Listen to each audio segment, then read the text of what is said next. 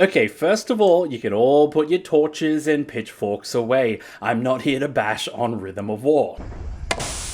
I love the Stormlight Archive. I practically live in a lot of the online fan groups, yet I see the same thing over and over. Every time people rank the 4 Stormlight books against each other, Rhythm of War tends to be the lowest. Now, to be clear, there is no such thing as a bad Stormlight book. It just doesn't exist. These are all 5-star books. But if we as a fandom had to pick the worst of these 4 amazing masterpieces, then yeah, reluctantly a lot of us would pick Rhythm. Additionally, I've seen a lot of people say Rhythm was where they stopped reading the series, that they loved the first 3 but lost interest here. So we're going to explore that today. Does this book actually have problems, or are there other reasons for this slightly lackluster audience response? I really want to understand this because I love Rhythm. I loved it the first time I read it, I loved it even more when I reread it in preparation for Wind of Truth, which we're not discussing today. This book means so much to me. I think this is a great book, and we'll discuss why at the end. That said, I planned to make this video as a defense for Rhythm of War, to prove how great it is. But once I began analyzing the book, I had to admit, maybe it does have more problems than I first thought. So we're going to objectively analyze some of the weaknesses of this book and how it compares to the other books in this series. Hopefully we'll better understand exactly why it gets the response it does from fans, and hopefully we'll better appreciate the book by the end of it, and love it even more, warts and all. Also, obviously there are spoilers for book 4 in this video. Like, surely you got that, right? Okay, let's look at some of the potential issues of Rhythm of War. Reason number 1, it's the longest book. Easily the most obvious issue. Rhythm is a chunky boy, more so than the other 3. But it's not just the length of this one book that makes it daunting. It's the collective required reading of all 3 previous books that makes this whole series a bit of a marathon. So by the time you get to Rhythm, a lot of us might be on our last legs and reaching the end of our endurance. People forget this detail. It is extremely rare for a series with books this big to be this successful. If you look at bestseller lists, it's rare for a book to be much over 600 pages. Even the highly successful Wheel of Time was usually in the high 800 pages.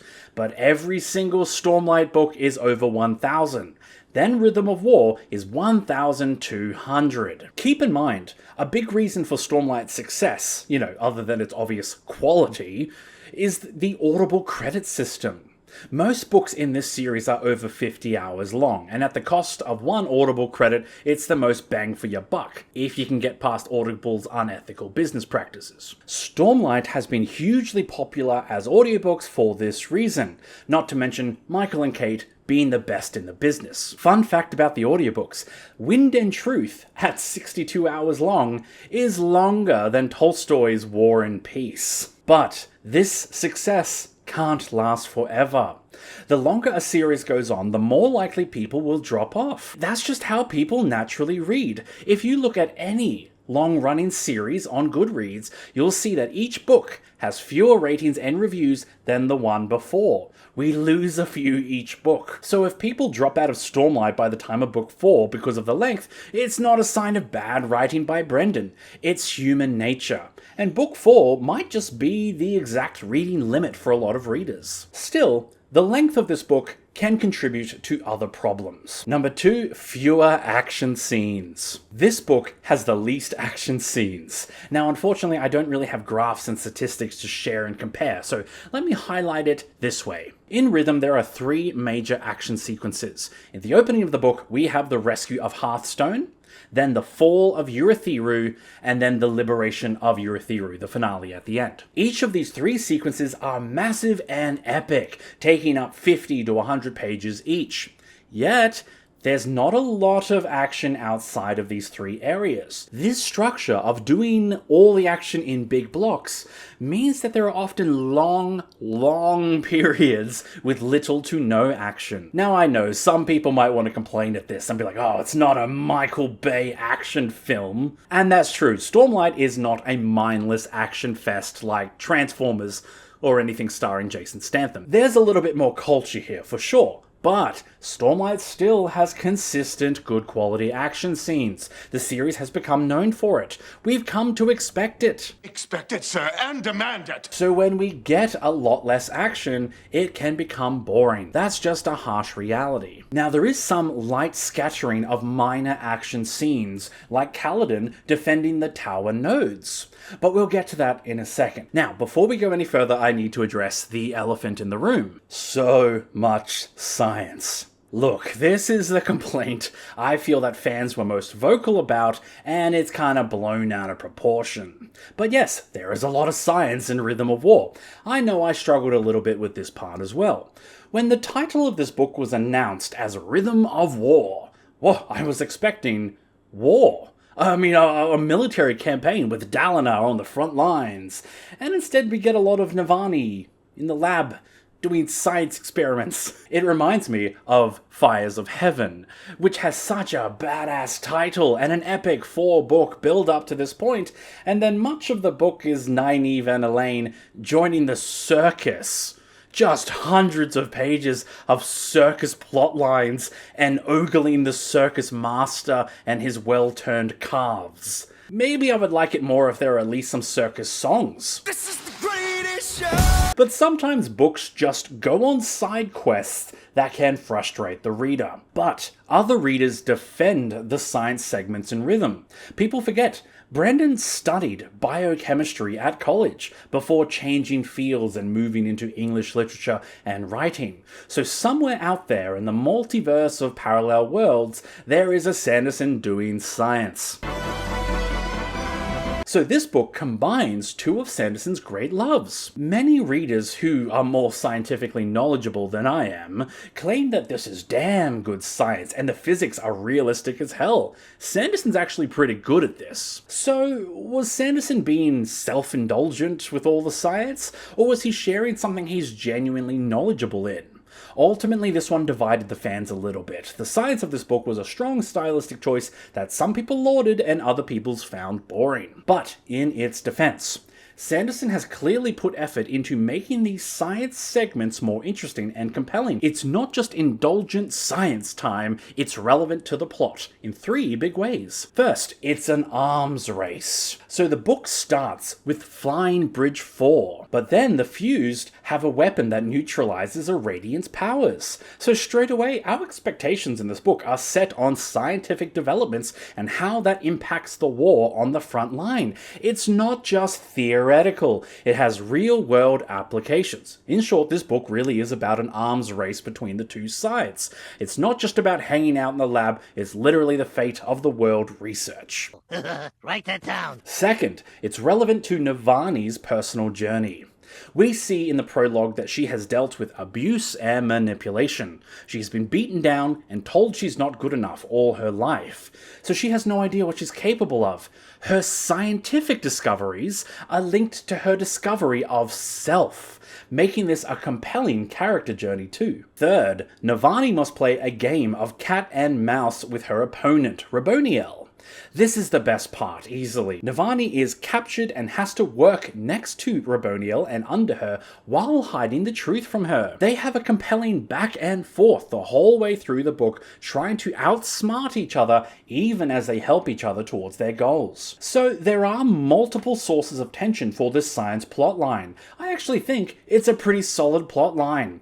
Where it goes a bit off track, however, is how it combines with 2 other major issues with this story. I know some people take issue with the science parts, but I believe that the science plot is actually negatively impacted by these 2 other weak points. Those are the Captivity Plotline and the Flashbacks. Everything else I've mentioned so far have just been stylistic choices, but these 2 areas do, I have to admit, have legitimate issues. We're going to look at them in turn because they go hand in hand. First, the Captivity Plotlines. So, Captivity Plotlines are literally my least favorite trope, because they are so often done wrong. When a character is in captivity, they have their agency taken away. They are forced to become a passive character. I've talked more about character agency in the previous Words of Radiance video, but you want your characters to have some level of control and influence on their lives so that they can make choices that shape the plot. But they can't do that in Captivity.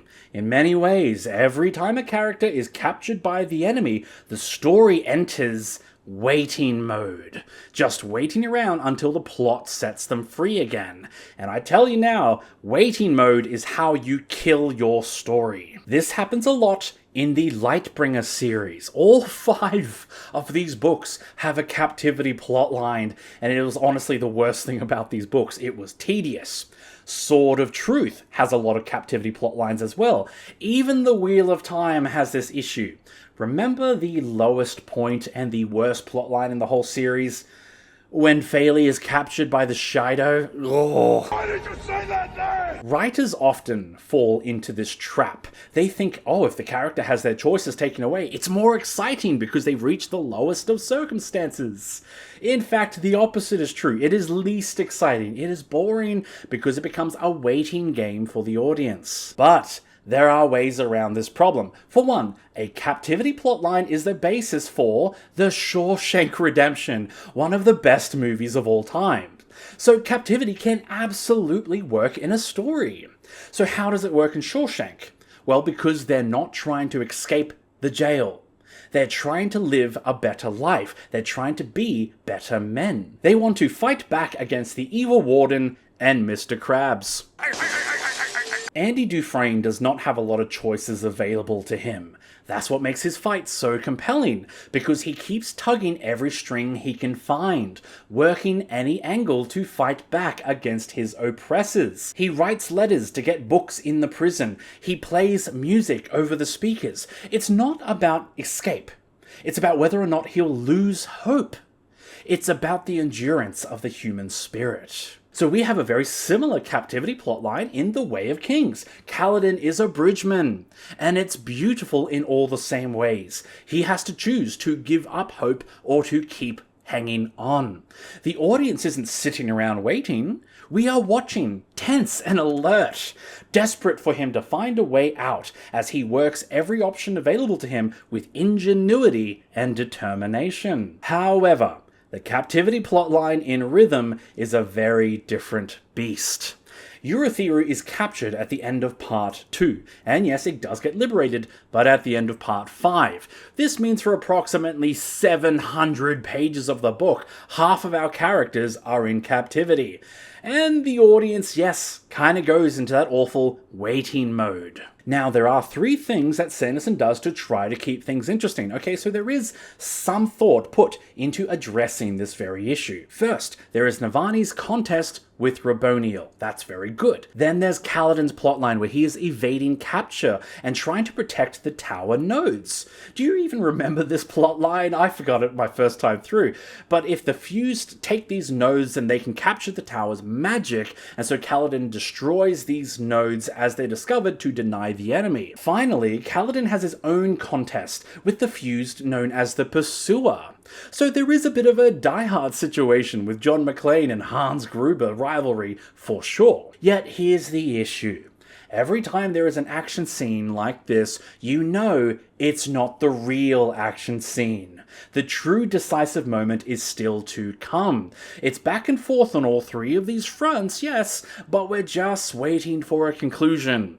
These plotlines just aren't that compelling. They feel like filler. I know we're supposed to be all about that journey, not the destination, but as readers, we want to know what's going to happen. The captivity plotline feels drawn out and unfortunately falls often into the waiting mode. This is further exasperated by the flashbacks. Now, flashbacks are a staple of the Stormlight Archive, but they're very different in this book for a few reasons. Let's take a look. It's like only yesterday. The flashbacks are usually about the main character of that book.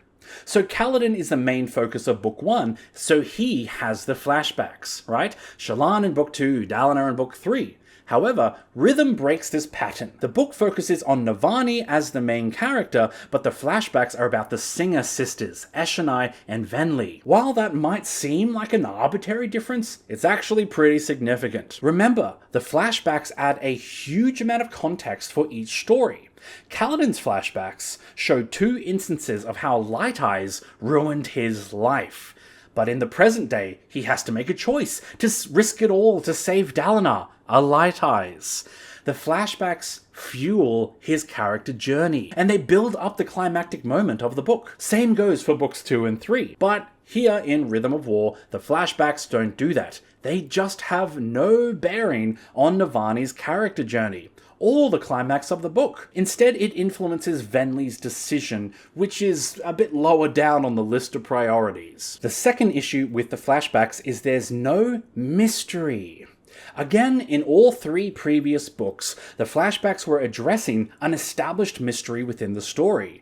So how did Kaladin end up as a slave? What happened to Shallan's family? Why does Dalinar have gaps in his memory?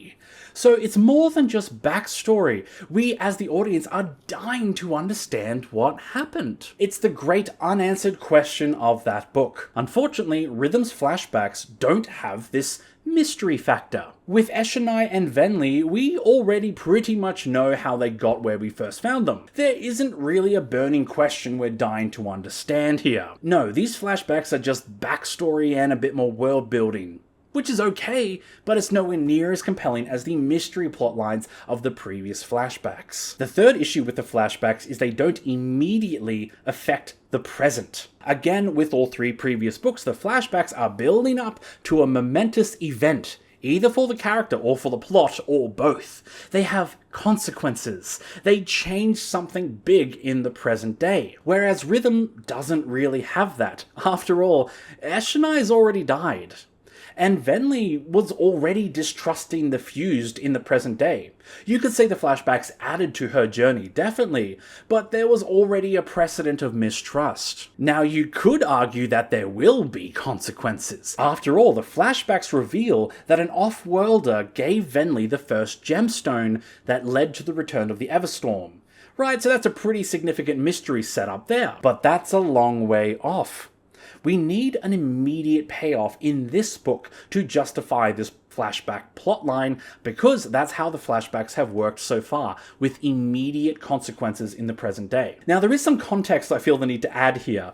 When Brendan was writing this book, he wasn't sure whether to do flashbacks for Eshonai or Venli, so he did an online poll where people voted. You could choose between Eshonai and get insight into the Bashendi culture and way of life, or Venli and get wider Cosmere secrets. The people unanimously chose both. Both is good. I love democracy. This unexpected complication is what contributed to the flashback sequence being longer, the captivity plotline being longer, and the book itself being longer. You see, the flashbacks only start in part 3 of the book, once Urithiru has been captured. This draws out the captivity plotline and the science plotline. It all gets stretched longer and it's not as compelling. I personally think that the science plotline is fine, but it's the flashbacks and the captivity plotline that are weaker and bog down this middle section of the book. There is one other area I need to mention here, and it comes from rereading the book. That is setting up the 2 big twists. So there are 2 big twists at the end of this book, and spoilers for the end of this book, obviously, if you haven't noticed by this point already.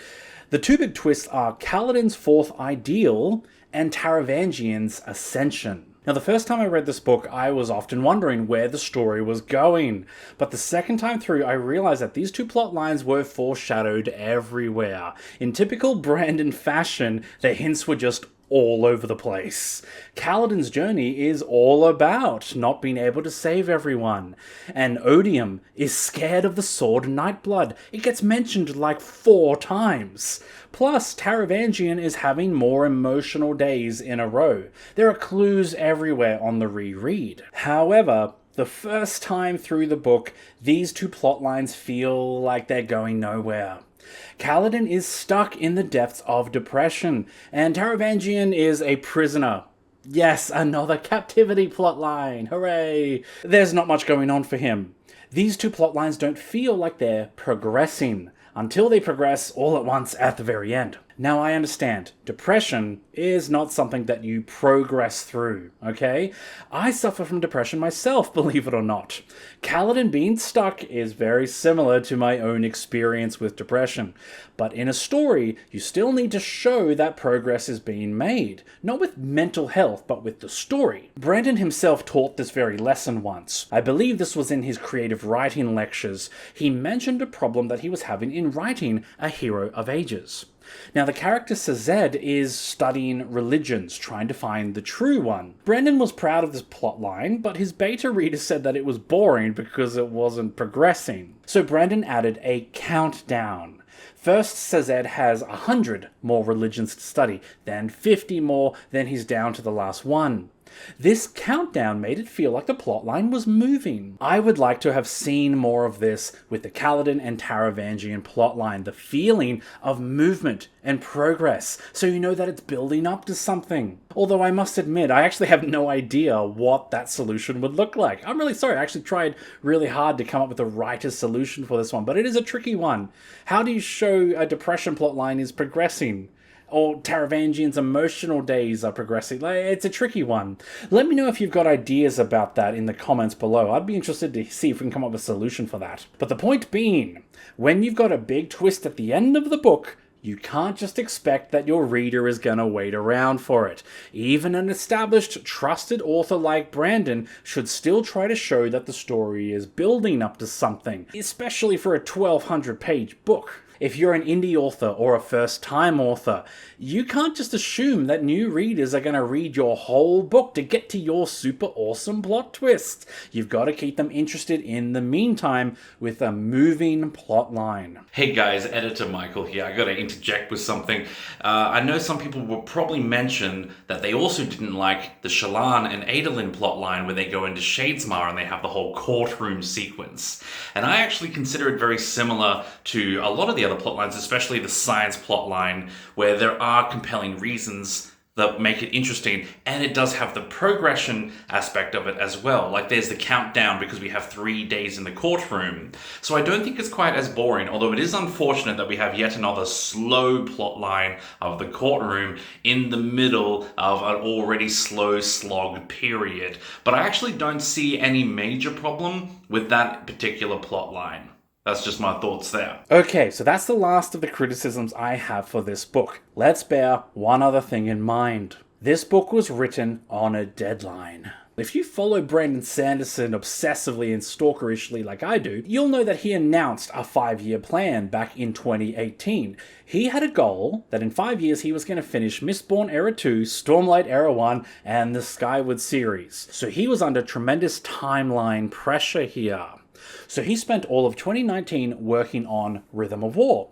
Unfortunately, he started a few weeks late because of Starsight rewrites, and he had to add the extra flashback sequence as voted on by us pesky fans. Also, on the last day of the year, he did a massive write-in, and he did live updates on Facebook all day as he wrote 20,000 words in one day, all so he could finish on time. It is possible that this deadline affected the quality. It happens all the time. After all, this video was written on a deadline.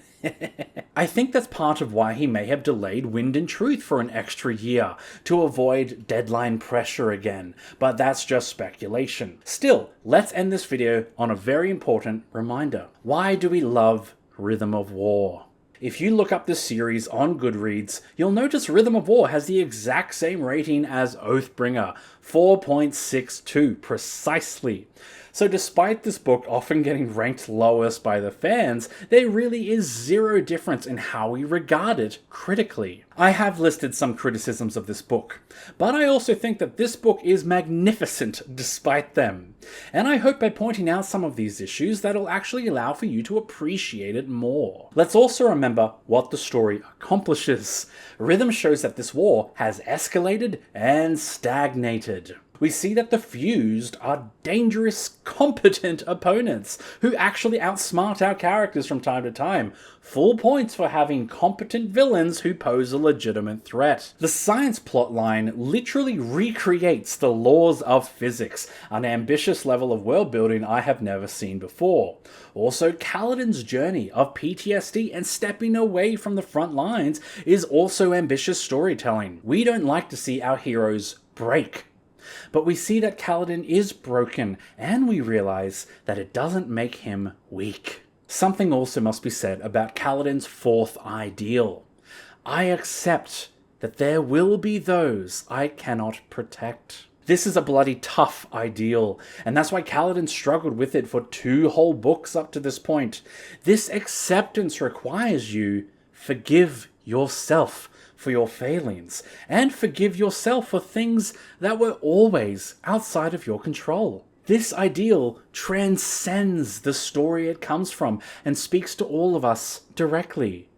You could not save everyone, so it's time you forgive yourself. Remember, Radiant, life before death, strength before weakness, journey before destination. Thank you for watching. Now, some quick updates. I am going on a little break over Christmas and I'll be back in 2025. I need some rest and recovery after working so hard to publish my books this year. If you didn't see, I released 3 books this year through Kickstarter. We've just begun fulfilling that Kickstarter now. Those who ordered ebooks have got all the ebooks now, and the physical books are in production as we speak. If you missed the Kickstarter, don't worry. The books will go on sale on the 8th of January 2025. If you're watching this video after that date, just check the description. I'll be putting a link there directly to the books. I also have a shop and a Patreon if you want to support what I do. Otherwise, you can just do all the YouTubey stuff, like you click the like button and subscribe. Leave a nice comment. Tell me your ideas on Rhythm of War and why you may think it is the worst or why you think it's way better than people remember. It's a nice way to boost the channel as a way to say thanks. I hope you enjoy your reading journey. I'll see you next year with more book recommendations, starting with a monthly theme of young adult books, or as I like to call it, Yanuary. YA, Yanuary, like Yasna. Yeah, you get it. Well, I'll see you then, and I hope you enjoy a good book today. Bye!